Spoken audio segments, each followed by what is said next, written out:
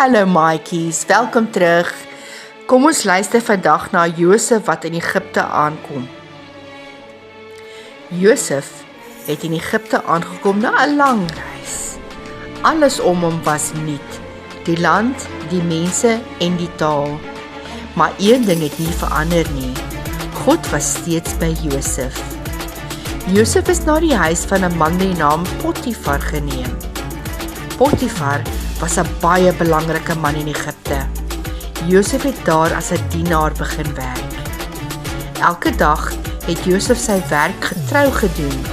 Hy was vriendelik, hy was versigtig, hy het altyd sy beste gegee.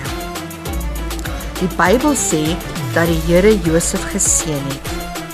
Omdat God by hom was, het alles wat Josef gedoen het goed gegaan.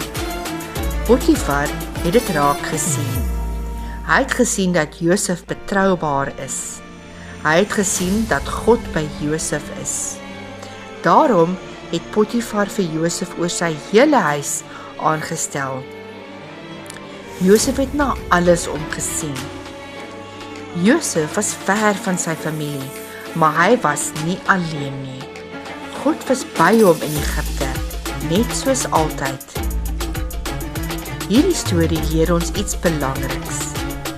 Maak nie saak waar ons is nie. Maak nie saak hoe nuut of vreemd dit voel nie. God is by ons.